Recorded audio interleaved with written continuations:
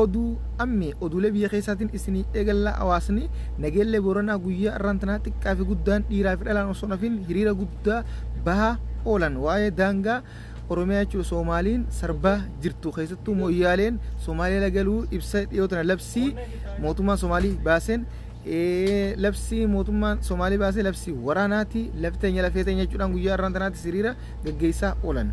Faallaa kanaa immoo Soomaaliin keessattuu Liibanii fi kana hunda keessatti gammachuudhaan akka gaariitti dhiichisaa dhiiraa fi dhalaadhaan oolan naannoo haariya yaani murannee jechuudhaan argannee jechuudhaan. Kanatti aansuudhaan uummanni Soomaalii Itiyoo keessattuu balaa ongeetiin akka malee saaxilameetii horiin isaanii harkatti dhumee namaa fi horiidhaan kaasaa seenanii jiran ammoo kana osoo haala kana keessa jiraniiti uummanni kun kana keessatti obsee osoo achi keessaa hin waanne egereedhaaf dhaloota dhufuuf yaaduudhaaf lafa maa jechuudha magariisatti ol dhiyaatanii ol saaman akka horii fi isaanis kaasarraa gara jechuudha gabbinatti ba'aniif gara gannatti ba'aniif. Kanaatu isaan lafarratti xiyyeeffachiisaa jechuudha mootummaan isin dabra beekanii isaan mootummaa ilan maxxanuudha fedhiin isaanii dhugaadha mootummaa ilan maxxananiiti namuu jechuudha nama si fayyadamu akka gaariitti jechuudha waan feete kan ta'u waan ta'eef ati nama ayyamtee waan barbaaddu harkatta.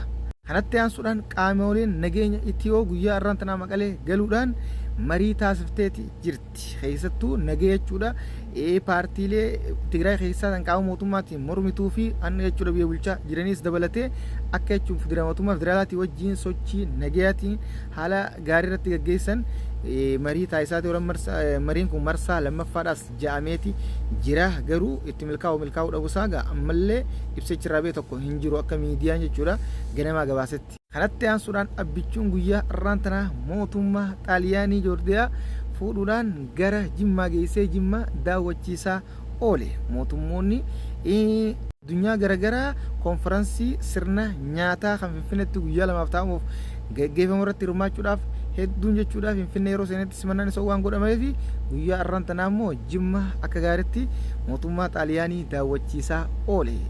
Jimmaan iddoo turistii Afrikaa guddoo ta'uudhaaf teessi iddoo mootummoonni hundi itti aara galfatu ammaas biqiltumaahu masaraa abbaa Jifaar keessa dhaabsisaa oole mootummaa Xaaliyaanii waaw abbichuun hojiidhaan beekame keessattuu biqiltuu dhaabuudhaan akka gaariitti addunyaa irratti beekamee jira mootummoota irraantana dhufes guutuu masaruma jechuudha biyyoolessaa keessattis biqiltuu dhaabsisaati oole inni immoo biqiltuu waggaatti biliyeena meeqa akka dhaabsisaa jirus gabaabamaa ture ammoo biqiltuu dhaabuudhaan akka gaariitti sadarkaa qabatee jira. Duuleen biyya keessaa qaban kana fakkaataa karaa oduu biyya alatti isin dabarse. Lola Gaazaa kan xumuruu danda'u si qofaa Tiraambii hootuuti lola kana xumuru jechuudhaan waamicha dhiyeesse Tiraambiif mootummaa Masrii Abdul Fattah Siisiin osoo ana ta'uu baate addunyaa irratti lola gurguddaa jahaatu ture jechuudhaan dubbate Tiraambii itti dabaluunis Gaazaadhaaf gargaarsa hedduudha goone nama galatoomin hunjuu dhabnee ilmi namaa kun galatoomin nama fedha agartee jechuun galatoomin kun hiika hedduu akka qabu asumarraa hubanna.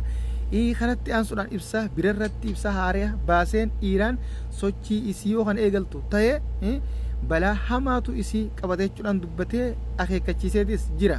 Kana malees guyyaa irraantanaa bilbila mootummaa Paakistaan hojii haasa'uun daldalli Paakistaan Indiyaa hedduu haa dhaabbatu yeroo jechuudhaan dubbatee akeekkachiise.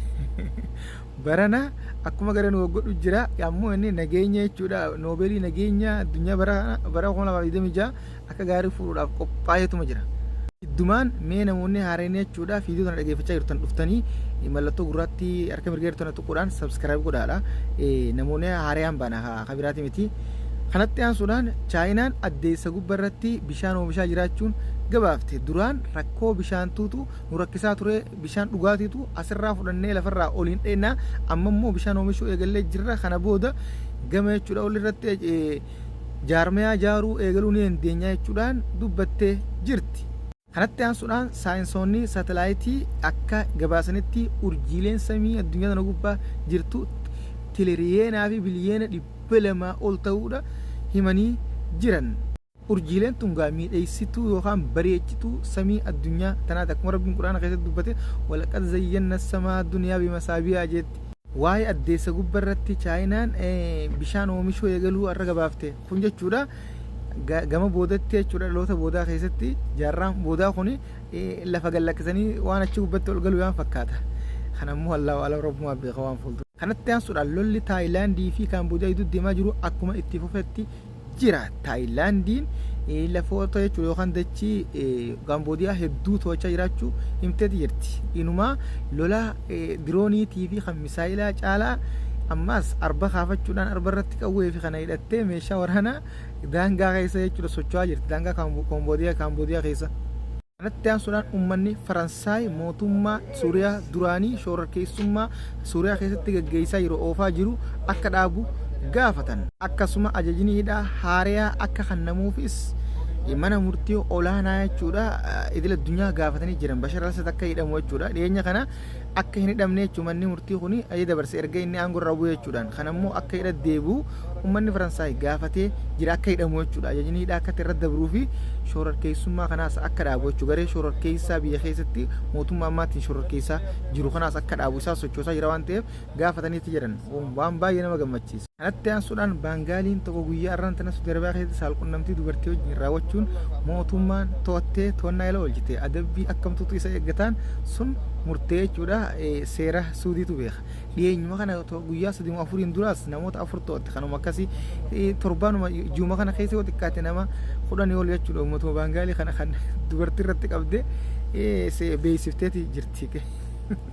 Jarri kun waan kanaan eebiyoon akkam nama jechisiisaa jechuudha. Kunis waraana addunyaa tokkoffaa fi lammaffaa ijaan hin argine gurraan dhaga'uu malee garuu waan sanarra Falastiin keessatti waggaa deemaa jiru yoo jechuudha.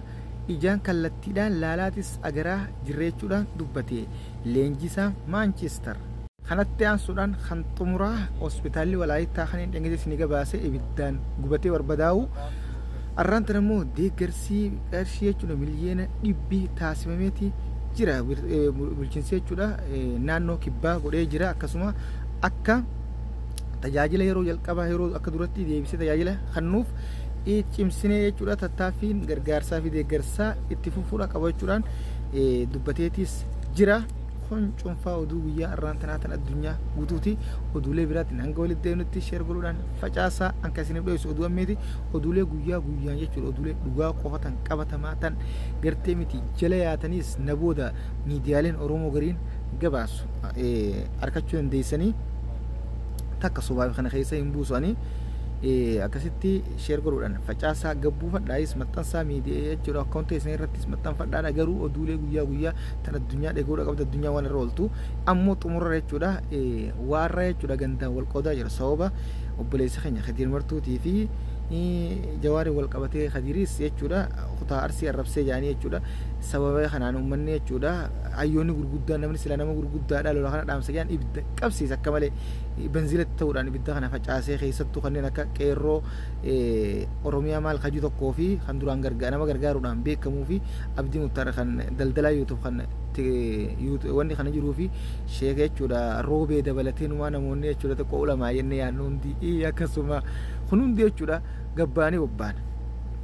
Kun ammoo isinuma xiqqeessa caalatte jechuudha. An akkaan jubara akka yaada kiyyatti nama arrabaan gabbeessa fi of xiqqeesseeti hurriyyaa arrabaa kannaa fi jalaa faadhii isaan ja'a.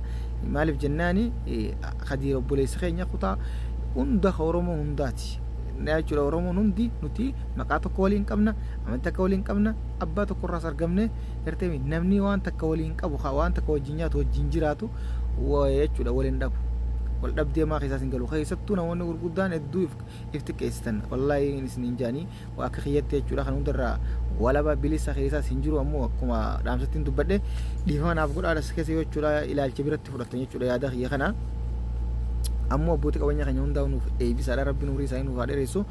Kun cuunfaa gaa oduu yaarraan tanaa walitti qabannee dhufne jirra galatoomaa sheer godhuudhaan facaasaa oduulee biraatiin hanga walitti deebinutti assalamu alaikum. An qaama tokko keessa hin jiru paartii takka keessa hin jiru ammoo hojiilee namoota waan gaggaarii dalagees niin jechuudha maxxansaa warra jechuudha dhimma rakkoo uummataatis niin dubbadha. Oduulee addunyaa isin biraatiin ga'e addunyaan bakka irra geessuu fi bakka irra jirtuu fi karatti deemu jirtu hunda dhaga'uudha qabdan osoo yaanii jechuudha siyaasa addunyaatii fi akkaataa sochii addunyaa hubachuu baattanii guyyaa guyyaan haruma yaatan beektan jechuudha akka ammaan tanaa hubachuu dadhabuudhaan wal nyaatan kana daran wal caccabsitanii waluma keessa dachaatanii dukkanuma keessatti wal fixan jechuudha.